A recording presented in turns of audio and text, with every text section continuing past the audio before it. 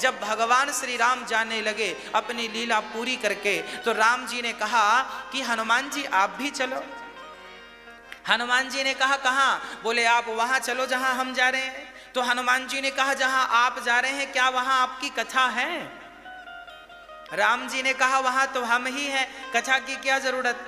तो हनुमान जी ने कहा हम वहां नहीं रहेंगे जहां आप हैं, क्योंकि जहां आप हैं वहां जरूरी नहीं है कि कथा हो, पर जहां कथा है वहां जरूरी है कि आप होंगे ही होंगे। तो जहां कथा है वहां भगवान है, और जहां भगवान है जरूरी नहीं है कि वहां कथा हो। राम जी का मंदिर है तो हनुमान जी होंगे ही होंगे, पर हनुमान जी के मंदिर में जरूरी नहीं है कि राम जी हों। हाँ या ना? है? राम जी का मंदिर दुनिया में कहीं होगा तो हनुमान जी जरूर होंगे उस मंदिर में, पर हनुमान जी के लाखों मंदिर ऐसे हैं जहां केवल हनुमान जी हैं, राम जी नहीं है। क्योंकि राम तो हनुमान जी के भीतर समाये हैं, छाती फाड़ के दिखाई ना, यहां समाये हैं। तो जिसके भीतर ऑलरेडी राम सीता बैठे हैं उनको अलग से बिठाने की क्या जरूरत है? इसका तात्पर्य यह है कि जहां कथा है वहां भगवान जरूर हैं। अच्छा, भगवान आपके सामने, आप बिहारी जी के दर्शन करने जाते हैं, ये बताओ कितनी देर खड़े होते हैं? 2 मिनट, 5 मिनट, 10 मिनट? कोई आपको भगाए ना तो आप कितनी देर खड़े रहेंगे? अधिक से अधिक 1 घंटा, और अधिक कोई ना आपको डिस्टर्ब करे तो 2 घंटे। हाँ, बिहारी जी का दर्शन आपने कर लिया तो आप खुद मंदिर से बाहर निकल जाएंगे। बिहारी जी का दर्शन भी आप 5 मिनट से ज्यादा नहीं करते, 10 मिनट से ज्यादा नहीं करते, 1 घंटे से ज्यादा नहीं करते, पर उन्हीं बिहारी जी की कथा आप 3-3, 4-4 घंटे सुन लेते हैं। दर्शन आप करते हैं तो आंखें 5 मिनट में, 10 मिनट में। हाँ, और इसका अर्थ क्या है कि बिहारी जी से ज्यादा राम से बड़ा राम का अंत में निकला यही परिणाम, कि राम से बड़ा। राम का दर्शन कब तक करेगा कोई? राम मिल भी जाए तो देखते रहोगे ऐसे टुकुर टुकुर, कितनी देर देखोगे भाई? राम का दर्शन भी आप कितनी देर करेंगे? कृष्ण का दर्शन भी कितनी देर करेंगे? दर्शन करने में शायद तृप्ति हो जाए, पर कथा सुनने में कभी तृप्ति नहीं होती। इसलिए भगवान वहां हैं जहां कथा है, जहां कथा है वहां भगवान है। जहां भगवान है वहां कथा हो जरूरी नहीं है। बिहारी जी के मंदिर में बिहारी जी की कथा नहीं है, पर यहां पर देखो कथा भी चल रही है और बिहारी जी का चिंतन भी चल रहा है, नाम भी चल रहा है। यहां बिहारी जी, आप इमेजिन करिए तो आपके सामने बिहारी जी का चित्र होगा, आप देखिए ना अपने भाव की दृष्टि से, तो बिहारी जी बिल्कुल सामने आ जाएंगे। कैसे बिहारी जी हैं, ऐसी उनकी आंखें हैं, ऐसे उनके पांव हैं। मतलब कथा है तो कथा में बिहारी जी का चिंतन ज्यादा है, यहां विस्मृति नहीं है। बिहारी जी के मंदिर में कोई जाए और किसी ने धक्का मार दिया तो शायद थोड़ी देर के लिए मन बिहारी जी से हट भी जाए, पर कथा में मन लग जाए तो कोई कितना भी धक्का मारे मन कथा से नहीं हटता। ये कथा की महिमा। इसलिए स्वर्ग में भी कथा नहीं है, बैकुंठ में भी कथा नहीं है, कथा सिर्फ मृत्यु लोक में है। हनुमान जी इसलिए मृत्यु लोक छोड़कर नहीं गए क्योंकि यहां पे कथा है। और हम क्या चाहते हैं? कथा। जब बाली ने मांगा, जब राम ने बाली को बाण मारा तो बाली से राम ने कहा, राम तुम मांगो क्या? राम ने बाली से कहा, बाली तुम मांगो क्या चाहते हो? बाली मारा ना बाण राम जी ने बाली को, तो बाली ने क्या कहा? बाली ने क्या कहा? बाली ने कहा, अरे बाली ने कहा, अब नाथ करि करुणा विलोकहु, देहु जो बर मांगहु, जेहि योनि जन्महु कर्म बसता राम पद अनुराग। हे विधाता, हे बिहारी जी, आपका दर्शन मुझे नहीं होता, मैं तसल्ली कर लूंगा। आपका दर्शन मुझे नहीं हुआ, इससे भी मैं संतोष कर लूंगा, पर प्रार्थना मेरी इतनी है कि आपके चरणों में मेरा प्रेम बना रहे। निरंतर आपका दर्शन भले ना हो, पर आपका चिंतन चलता रहे, मैं चिंतन करता रहूं, सदा आपका स्मरण करता रहूं। भगवान की विस्मृति ना होनी चाहिए। हम अब हमारे कुछ लोग अमेरिका में रहते हैं, कुछ लोग बेंगलोर में रहते हैं, कुछ लोग गुजरात में रहते हैं, कुछ लोग महाराष्ट्र में रहते हैं। वो तो रोज रोज बिहारी जी का दर्शन नहीं कर सकते ना। कोई पंजाब में रहता है, कोई हरियाणा में रहता है, कोई रोज रोज तो दर्शन नहीं कर सकता ना आदमी बिहारी जी के। अरे रोज रोज दर्शन नहीं कर सकता तो क्या हुआ, रोज रोज स्मरण तो कर सकता है, चिंतन तो कर सकता है। आप दर्शन ना कीजिए रोज, कोई बात नहीं, आप स्मरण रोज रोज करिए। स्मृति अर्थात भूले नहीं, हां भूलिए मत। आप यहां बैठे हैं, ये बताइए कि आप भूल गए कि आपके बच्चे कितने कितने बच्चे हैं आपके? बताओ कितने बच्चे हैं? 2 हैं। आप कितने भी व्यस्त हो, क्या भूल जाते हैं कि आपके बच्चे कितने हैं? आप कितने भी व्यस्त हो, क्या भूल जाते हैं कि आपके घर का एड्रेस क्या है? बोलो। आप कितने भी व्यस्त हैं, क्या भूल जाते हैं कि आपके पास कितनी प्रॉपर्टी है? आप कितने भी व्यस्त हो, क्या आप भूल जाते हैं कि आपकी दुकान कहाँ है?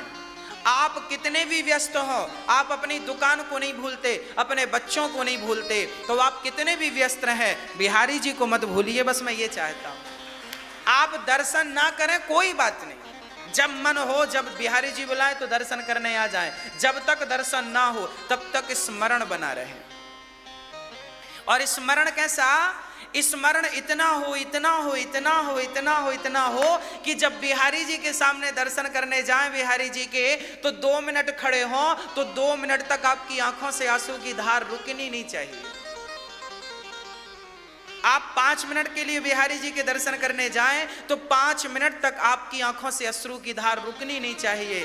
बिहारी जी का दर्शन आंखों से नहीं किया करो, बिहारी जी का दर्शन तो हृदय से, ज्ञान की और भक्ति की आंखों से किया करो, प्रेम की निगाहों से किया करो। बिहारी जी इन चर्म चक्षुओं से नहीं देखे जा सकते, बिहारी जी प्रेम का विषय है। छोटे छोटे बच्चों को ना डांटा नहीं जाता, मारा नहीं जाता, क्यों? क्योंकि वो प्यार का विषय है। बच्चों को प्यार किया जाता है, बच्चों को प्रेम किया जाता है। ऐसे ही बिहारी जी प्रेम का सब्जेक्ट है। भगवान दृष्टि का सब्जेक्ट नहीं है, ईश्वर तो प्रेम का सब्जेक्ट है। केवल प्रेम हो, केवल प्रेम हो, केवल।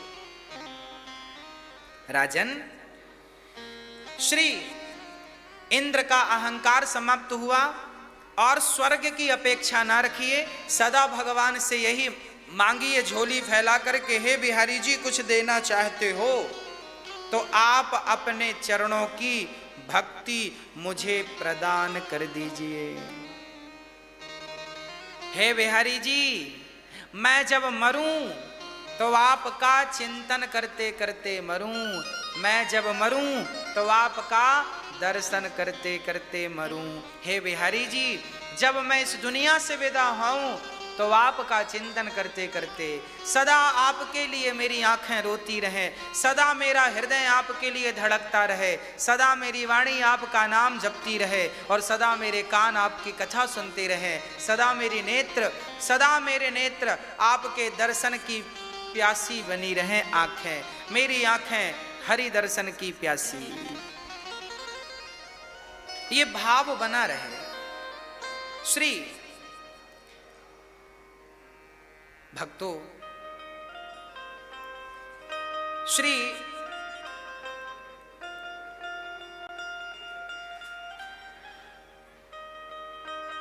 इंद्र का अहंकार समाप्त हुआ। एक बार भागवत को नारद जी ने भी सुनी। हरिद्वार में 4 संत बैठे हैं, सनक, सनंदन, सनातन, सनत कुमार। नारद जी कथा सुन रहे हैं।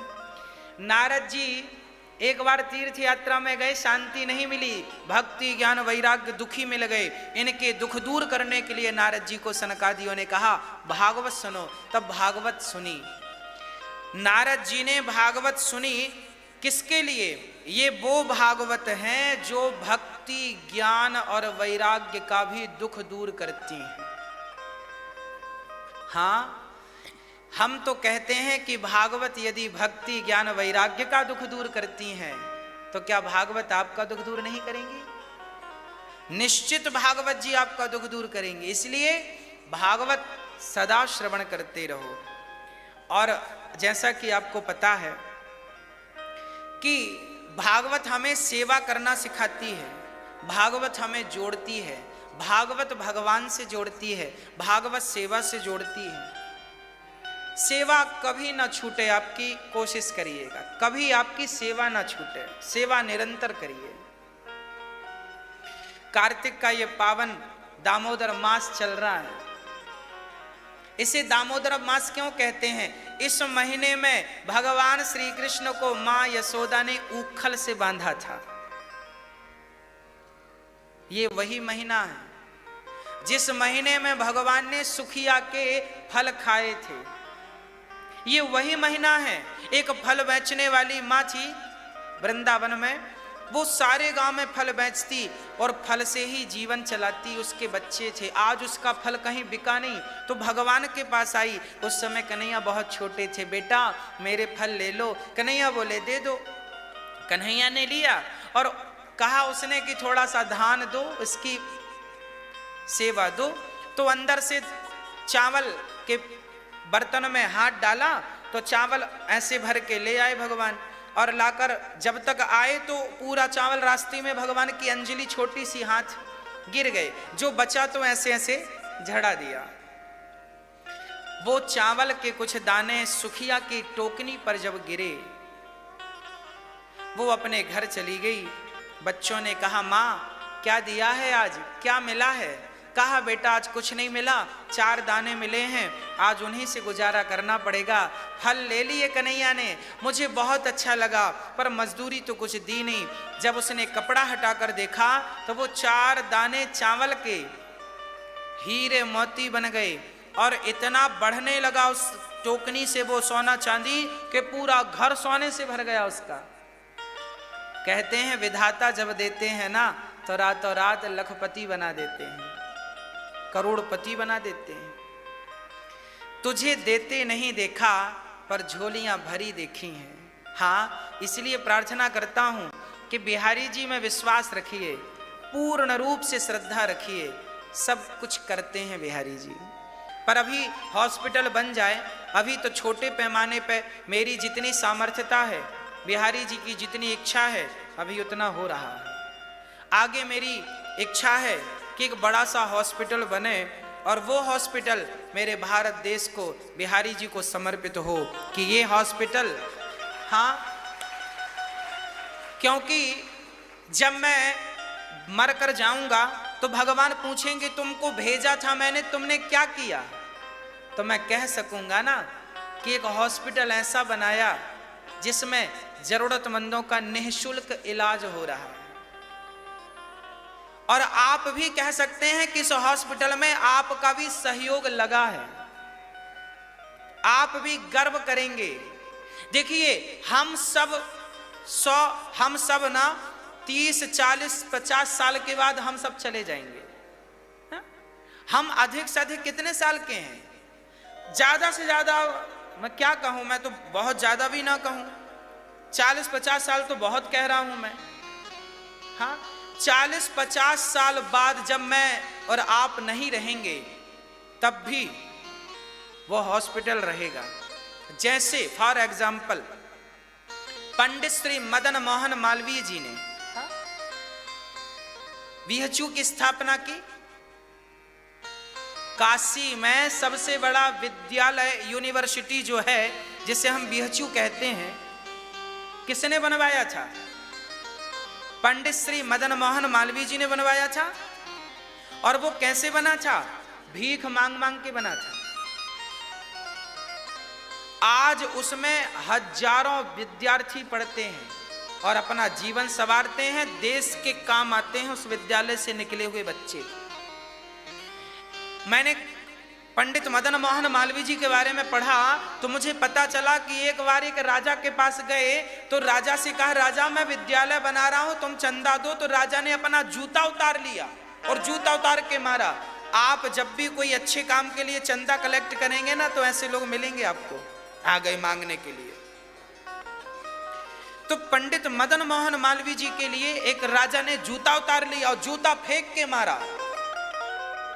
पंडित श्री मदन मोहन मालवीय जी ने उस जूते को पकड़ लिया और जूते को पकड़कर कहा, राजा साहब आपने बहुत अच्छा काम किया, आप धन्य हैं, अब मैं आपके नगर में से जूते की नीलामी करूंगा। और पंडित मदन मोहन मालवीय जी चौराहे पर खड़े होकर कहने लगे, सुनो ये राजा का जूता है, कौन कितने में खरीदेगा? नीलामी कर दी। जब पंडित मदन मोहन मालवीय जी का यह कृत्य सम्मान के साथ उस राजा के कानों में गया तो राजा बहुत लज्जित भये और जूता वापस ले गए और उन्हें बहुत सारा धन दिया, जिस धन से वो अपनी यूनिवर्सिटी बना सके। आज पंडित मदन मोहन मालवीय नहीं है पर उनकी बनाई वो यूनिवर्सिटी आज भी है और आपके बच्चे वहां पढ़ सकते हैं। यदि उन्होंने ये बड़ा काम कर दिखाया तो हम क्यों नहीं कर सकते? एक बड़ा हॉस्पिटल बनाकर भारत को समर्पित करेंगे जिसमें तमाम लोगों का इलाज निःशुल्क होगा। किसी को 10-15 लाख का भी ऑपरेशन कराना हो, बड़े से बड़ा ऑपरेशन हो, गरीब से गरीब व्यक्ति का, तो उसे पैसे की चिंता ना करनी पड़े, तुरंत उसका इलाज हो, ऐसा हॉस्पिटल हम चाह रहे हैं। सरकार अपने हिसाब से सारा काम कर रही है, फिर भी हम और आप मिलकर ये प्रयास कर लें, अच्छी से अच्छी सुविधाएं व्यवस्थाओं के साथ एक अच्छा हॉस्पिटल हो जो सबके काम आवे। इसके लिए हम यदि सोच रहे हैं तो क्या ये विचार गलत है? मैया जी, क्या ये विचार गलत है? सही है। अभी हॉस्पिटल का मैंने केवल सपना देखा है और हॉस्पिटल का सपना देखा और यहाँ इलाज चालू है, डॉक्टर साहब बैठते हैं, बढ़िया सी दवाई चल रही है रोज। अब इस हॉस्पिटल में से तब्दील करना है, बस मेरा ये सपना है, बिहारी जी को समर्पित करना है। मैंने कल विचार किया कि कोई बिहारी जी को पेड़े चढ़ाता है, कोई बिहारी जी को पुष्पों की हार चढ़ाता है, कोई बिहारी जी को सोना चढ़ाता है। कल मैंने मन से कहा, बिहारी जी मैं आपको एक हॉस्पिटल चढ़ाऊंगा, हॉस्पिटल समर्पित करूंगा जिसमें आपके भक्तों का निःशुल्क इलाज होगा, निःशुल्क इलाज होगा। हाँ, ये भाव है बिहारी जी को समर्पित करने के लिए। अब आप जाने, आप अच्छा लगे तो आप इन प्रकल्पों से जुड़ सकते हैं। हाँ, अन्न क्षेत्र यहां चलता है। लॉकडाउन जब लगा था तो मैंने देखा कि लोग, एक बहन मेरे पास आई, उसने कहा, गुरुजी मेरे 2 बच्चे हैं और मेरा जीवन यापन रिक्शा चलाकर गुजरता था, तो लॉकडाउन में तो रिक्शा भी बंद था और घर का राशन बिल्कुल खत्म हो गया था, गैस सिलेंडर खाली हो गया था। अब वो बहन बोली कि महाराज जी मेरे जैसे यहाँ हजारों लोग हैं। तो मैंने विचार किया कि क्या करूं। तुरंत विचार आया कि अन्न क्षेत्र चलाऊं, इन सबको भरपेट भोजन मिले। रोज यहाँ कई नारद जी ने प्रश्न किया कि हे गुरुदेव, कोई सनकादि जब भागवत श्रवण कराने लगे नारद जी को, तो नारद जी ने प्रश्न किया कि महाराज जी कोई पुण्यात्मा व्यक्ति भागवत सुन के तर जाए तो आश्चर्य नहीं है, कोई पापी व्यक्ति भागवत सुन के तर जाए तो आश्चर्य नहीं है। क्या जिसने जीवन भर पाप किया है ऐसा पापी व्यक्ति क्या कथा सुन के तरेगा? हाँ, ये मानवः पाप कृतस्तु सर्वदा सदा दुराचारिरता विमार्गिगाः क्रोधाग्निदग्धः कुटिलाश्च कामिनः सप्ताहयज्ञेन कलौ पुनन्ति ते। कोई कितना भी बड़ा पापी क्यों ना हो, भागवत सुन के तर जाएगा। कोई तरा? हाँ। एक तुंगभद्रा नदी के किनारे गांव था उत्तमपुर। उस गांव में एक पंडित जी रहते थे। पंडित जी का नाम था आत्मदेव। आत्मदेव पंडित जी जो थे ना, बहुत अच्छे थे। उनके पास सब कुछ था, रहने को घर, खाने को रोटी, समाज में पद प्रतिष्ठा भी अच्छी खासी थी। एक चीज की कमी थी, आत्मदेव जी को कोई संतान नहीं थी। मैया जी, ओ मेरी मां, हो गई पंचायत? अब सुन लो।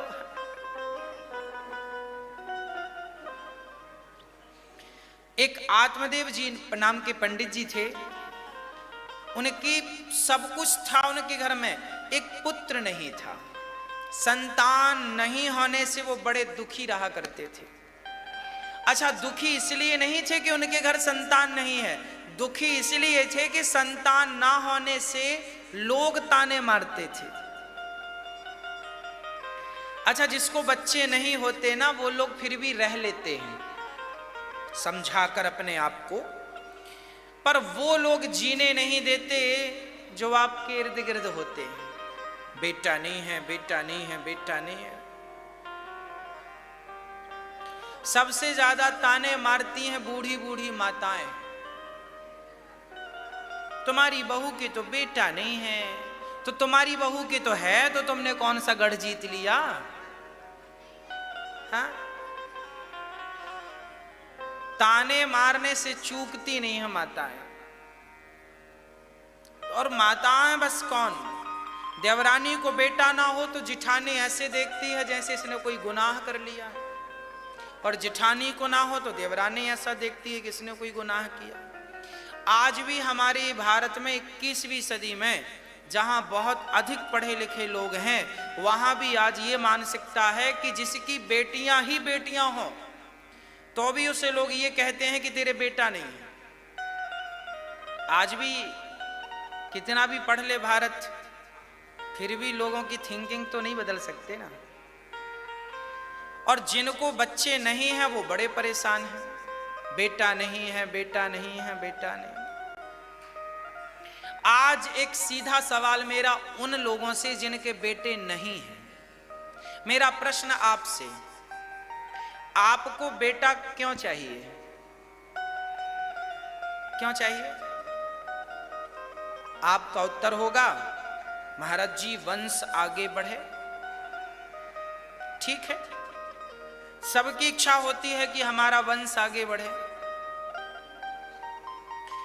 पर कई बार आपको ये बात पता है और आपको ये गलत पता है। क्या पता है? आप ये समझते हैं कि जिनके बच्चे हैं बस वही अच्छे हैं। ऐसा नहीं है। बच्चे, बेटा को प्राप्त कर लेने से कोई बड़ा नहीं बनता, और ऐसा भी नहीं है कि जिसके बेटा ना हो उसकी सदगति नहीं होती।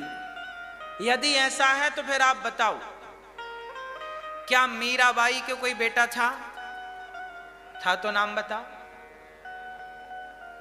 था? नहीं, मीराबाई के कोई बेटा नहीं था। लोग कहते हैं ना तेरे बेटा नहीं, तू अभागिन है। जरा इनसे कहो कि यदि मैं अभागिन हूं तो क्या मीरा भी अभागिन थी? यदि मैं अभागिन हूं तो क्या यशोदा भी अभागिन थी? क्योंकि यशोदा का भी तो जाया बेटा नहीं था तो नाम बताओ।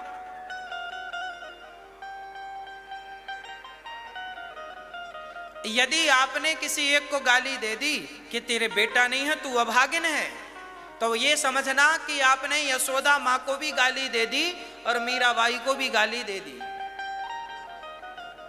आपने उन लोगों को गाली दे दी जिनका नाम भगवान के नाम से जुड़ा है। अरे बेटा बेटी तो संसार में बंधन का कारण है। आप क्यों उलझना चाहते हैं? जिनके बेटे हैं, आज ही एक मां मेरे पास रो रही थी, महाराज जी मेरे 2 बेटे हैं, गिलास भर पानी नहीं देते। वो मैया यहां आई और अब यहां बहुत आनंद से रहती हैं इस बेटे के पास। 2 बेटे हैं। एक बार एक पिताजी आए, उनके 8 बेटे थे। 8 बेटे थे और वो दादाजी भागकर यहां आए, बोले 8 बच्चे हैं पर गिलास भर पानी की उम्मीद किसी से नहीं है, ना ठीक से बात करते हैं कोई, ना गिलास भर पानी की उम्मीद है। तो आपको बेटे क्यों चाहिए? जिनके हैं जरा उनका हाल तो पूछो कि बुढ़ापे में जो बच्चे माँ बाप की बुढ़ापे में सेवा करते हैं, उन बच्चों को मैं प्रणाम करता हूं, और जो नहीं करते उनसे प्रार्थना करता हूं कि माँ सबसे बड़ी दौलत है, इसे घर से ना निकालो। जिनके बेटे होते हैं वो क्यों उनके बेटे होते हैं, और जिनके बेटे नहीं होते क्यों नहीं होते, इसका एक बहुत बड़ा कारण है। क्या भाई? कहते हैं बच्चे हमेशा माँ बाप का कर्जा उतारने आते हैं, हाँ या ना? बच्चे किसका कर्जा उतारते हैं? बोलो। माँ बाप का। तो जिसके सिर पर कर्जा था उनके बच्चे आ गए, जिनके सिर पर कोई कर्जा था ही नहीं उनके बच्चे नहीं हुए। अब आपके सिर पर कोई कर्जा नहीं था, भगवान ने भेज दिया, जाओ संसार में जरा आनंद लेकर आओ। बच्चे के उलझन में मत पड़ जाना, नहीं तो बड़ी दुर्गति होती है। कई बार एक आदमी मर रहा था, महाराज जी हमारे बेटे को बुला दो, बेटे को। बेटा आया, अरे तू आ गया, छोटा वाला कहाँ है? छोटा आया, अरे बोले मझला वाला कहाँ है? बेटा बेटा करते प्राण निकल गए। तो बेटे इस काम पे भी आते हैं, हाँ? तो आप ये चक्कर में ना पड़िए। भगवान बेटा दें तो रखो, और नहीं दें तो रोइए मत कि बेटा नहीं है। बहुत हैं जिनके बेटा नहीं है, मीराबाई के बेटा नहीं है। अरे भाई तुम 10 और 20 भी बच्चे पालो तो तुम्हारी जय जयकार नहीं होगी, पर भगवान को पालोगे तो अनादि काल तक आपकी जय जयकार होती रहेगी। मीरा के बेटा नहीं था, आज तक लोग जानते हैं कि नहीं? और आपके पड़ोसन के 4 बच्चे हैं, कौन जानता? तो जरूरी नहीं है कि बेटा होगा तो लोग जानेंगे। अरे भाई बेटा तो इसलिए लोग करते हैं ताकि पड़ोसियों का, घर वालों का मुंह बंद हो जाए कि फलाने के बेटा नहीं, इसलिए लोग कहते चलो हो जाए तो लोगों का मुंह बंद होगा, नहीं तो ये बार बार बोलते रहेंगे बेटा नहीं है, बेटा नहीं है, बेटा। अरे भाई लोगों का काम बोलना ही है, आप बोलने दीजिए। आप उनके चक्कर में पड़ के अपना आनंद मत बिगाड़िए। नहीं है मतलब क्या? नहीं है मतलब भगवान की कोई ना कोई कृपा है बेटा तो भी कृपा, और नहीं है तो विशेष कृपा, कोई दिक्कत नहीं है। आप नेगेटिव मत सोचिए, पॉजिटिव सोचिए। बेटा कर्जा जिनके सिर पर था उनके बेटे हैं, जिनके सिर पर कर्जा नहीं था उनके कोई बेटे नहीं है। आप खत्म बात। अब आप आनंद से जियो, बेटे के चक्कर में मत पड़ो। दे दें भगवान तो अच्छा, नहीं दे तो भी अच्छा, धन्यवाद भगवान का। सीधी बात यह है कि यहाँ बच्चे पैदा करने नहीं आए, यहाँ तो भगवत प्राप्ति करने, बिहारी जी को पाने आए हैं, सो पालो। और नहीं पाया और तुमने 4 बच्चे भी पालिए तो कोई अर्थ नहीं है उसका। हाँ मैया जी, बहुत बच्चे हैं ना लोगों के।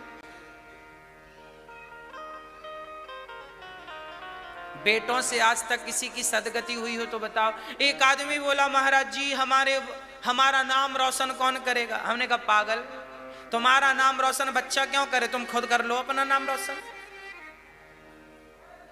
झांसी की रानी के बच्चे ने थोड़ी उसका नाम रोशन किया था, स्वामी विवेकानंद जी के बच्चे ने थोड़ी उनका नाम रोशन किया था, खुद। तुम्हें भी तो जिंदगी मिली है, अपना कुछ रोशन कर जाओ ना, खुद से कर लो ना।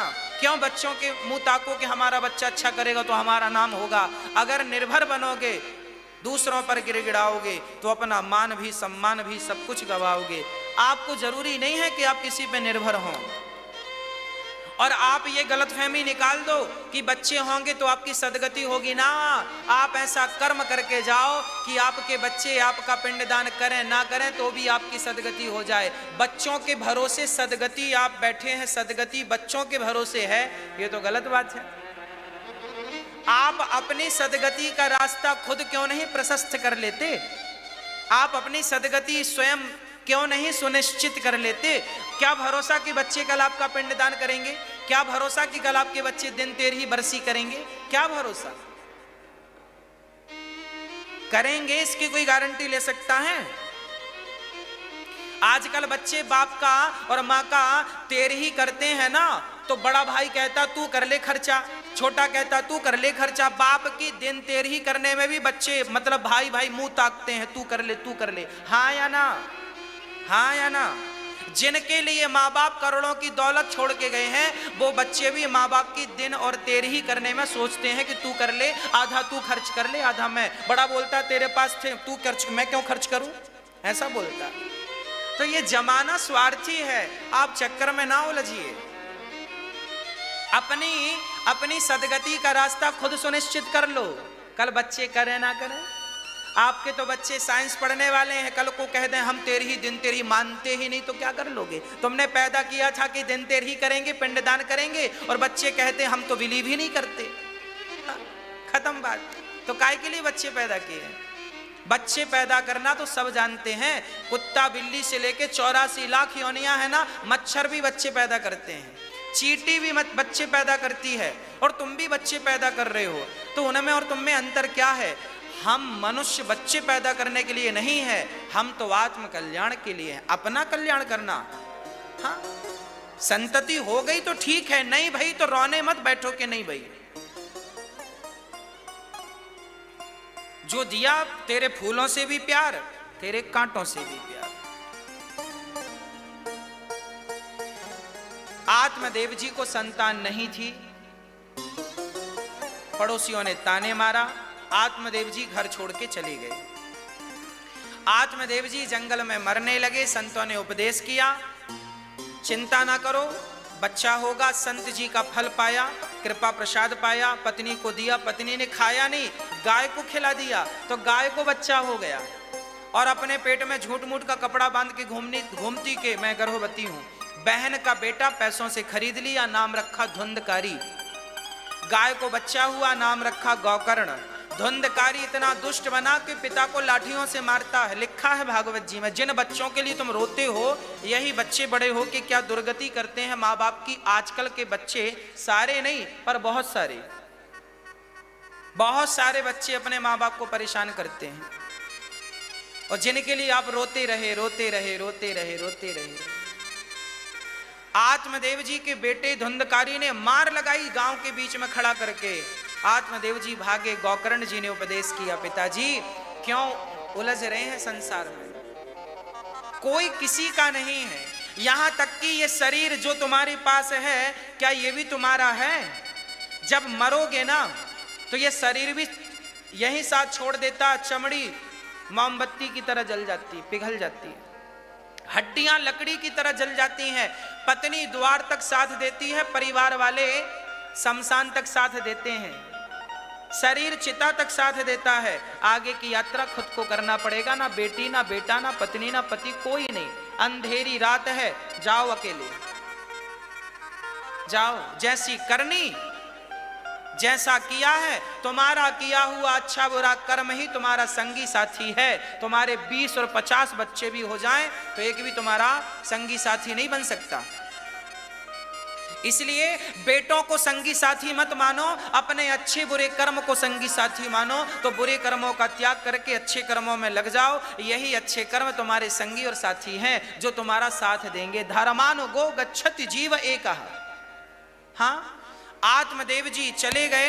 धुंधकारी 5 वैश्याओं को घर में ले आया, अपनी माँ को मारा, पिता को मारा और घर में लाके रखा। ये शरीर भी साथ छोड़ देता है, ये शरीर भी हमारा नहीं हो सका। बुढ़ापे में हाथ काम नहीं करता, बुढ़ापे में आंख काम नहीं करती, बुढ़ापे में लीवर काम नहीं करते, बुढ़ापे में घुटने काम नहीं करते। अरे तुम्हारा शरीर जब तुम्हारा साथ ना दे सका तो तुम्हारे बच्चे तुम्हारा साथ देंगे? तुम्हारा शरीर, अपना शरीर तुम्हारा साथ नहीं दे सका तो जमाने से तुमने उम्मीद जो कर रखी है, ये उम्मीद ही गलत है। भगवान करे आपके बच्चे आपकी सेवा करें, पर उम्मीद मत रखो कि सेवा करेंगे। सेल्फ बनो ना। आप पहले ही से थिंकिंग बना के चलते हैं, बच्चे पैदा ही इसलिए किए हैं कि बुढ़ापे में सेवा करेंगे। अरे भगवान काय को खटिया पकड़ाए आपको? भगवान चलते फिरते उठा ले, ये प्रार्थना करो ना भगवान से। अच्छे कर्म करोगे तो कभी निर्भर नहीं बनोगे किसी पर। जब आप किसी का हाथ थामते हैं तो आपका हाथ थामने वाले भी लोग बहुत सारे मिलते हैं। जब आप किसी के पांव पकड़ के खींचते रहते हैं तो फिर आपके भी पांव पकड़ के खींचे जाते हैं। हाँ, इसलिए आत्मदेव जी ने गोकर्ण जी को ज्ञान दिया। गोकर्ण जी ने श्री आत्मदेव जी को ज्ञान दिया। पिताजी का कल्याण हुआ, मां कुएं में कूद के मर गई। 5 वैश्याओं को धुंधकारी ने रखा। 5 वैश्याओं ने गला दबा दिया, धुंधकारी मारा गया। फिर प्रेत बना, भागवत सुनाई गई तो प्रेत योनि से धुंधकारी मुक्त हुआ। ये भागवत प्रेत बाधा विनश्यति, प्रेत को भी मुक्त करने की सामर्थ्यता रखती है। आइए अब हम आपको भागवत जी की महिमा सुनाकर आरती की ओर ले जाएंगे। बाकी की कथा कल आपको श्रवण कराएंगे। श्री गोकर्ण जी जब भागवत सुनाए धुंधकारी को, दूसरी बार भागवत हुई, सभी लोग हृदय से लग गए और बड़े प्रेम से गोकर्ण जी ने भगवान का दर्शन करके धुंधकारी का उद्धार हुआ। गोकर्ण जी गले से लगे। जन्माद्यस्य यतोन्वयादि तरतश्चार्थे सुभिज्ञः स्वरार्तेने ब्रह्म हृदय आदि कवये मुह्यन्ति यत् सूरयः तेजो वारि मृदाम यथा विनिमयो यत्र त्रिसर्गो मृषा धाम्ना स्वेन सदा निरस्त कुहकम सत्यम परम धीमहि।